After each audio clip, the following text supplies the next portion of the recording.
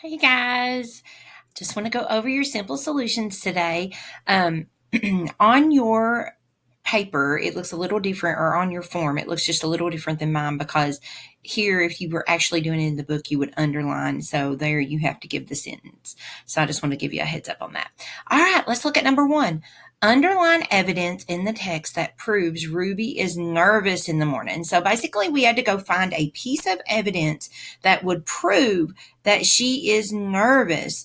Now, guys, you need to write this in a complete sentence. So, if it were me, I would do a sentence starter and I would say, one piece of evidence is, or you could say, the text says. Either one of those would work. And I'm going to go over here and, feeling nervous. Let's go look.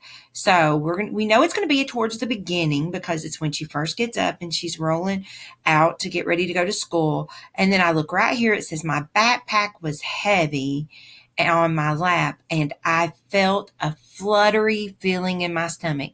Now, most of you have felt that fluttery feeling when you get nervous, and some people say, oh, it's butterflies in your stomach, but that's what she's talking about. She's talking about being nervous. So how I would write this would be, the text says I felt a fluttery feeling in my stomach, or I could say one piece of evidence is I felt a fluttery feeling in my stomach. So that was number one. Let's look at number two. Underline the sentence that tells how Ruby plans to make new friends. So if you remember back in earlier parts of the story, her and Mrs. Elaine were talking, and Mrs. Elaine gave her some advice, and she was talking about, you're right, she smiling at people. So let's go over and see what she does. She says, I remembered the plan I made with Mrs. Elaine.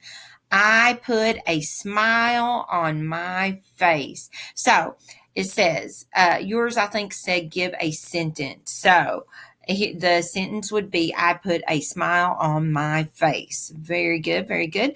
Number three, I gave her a big smile and she beamed back at me. What is the meaning of the word beamed? So, and I think maybe I'm going to have to go back and look at that one. But anyway, we're going to look at that. And if you beam at somebody, does that mean you yell at them? I gave her a big smile. If you give somebody a big smile, probably not yelling at them. And then this one says scowled. Scowled means like you give them a nasty look. So that's not it. Shouted. If you're giving them a big smile, you probably didn't shout. So beamed means smiled. She smiled at her. Let's look at number four. What secret has Mrs. Elaine been keeping from Ruby? All right, so she finds out down here. You got it. She was really the principal. Did you guys see that coming? I did. But I wondered if you did from the earlier stories. So we're going to look at we always look at all the answer choices. Let's look at A. She likes to bake and take care of plants. That wasn't a secret. She works with many people at her new job. That wasn't a secret because she told Ruby that. She is the new principal at Northwoods. There's the one. But I always read everything, all of these. It's not all of them because Ruby knew she liked to take care of plants and she knew she worked with many people. Number five, how does Ruby feel at the end of the story? Support your answer with evidence from the text. Now, at the end of the story, at the beginning, she was nervous. Now, we know events can help characters to change how they act. Think Bear in Tops and Bottoms. Events helped him change how he acted. So he began the story lazy, but in the end, he planted his own crops. So he was no longer lazy because of being tricked. So in this particular story, Ruby started out nervous because she didn't know anyone. At the end of the story, when we get down here, she has a big smile on her face. She's made a friend. So at the end of the story, what I would say at the end of the story, Ruby feels happy. Now, how am I going to prove that? Because it says support my answer with evidence from the text. So I'm going to say, well, at the end of the story, she was smiling, right? And she knew two people. Both of those would work. So you're just proving what you say. So if you're going to say she's happy, then you got to prove she's happy. at least 2 sentences there. The one that tells what how she feels, and then another one to give evidence from the text.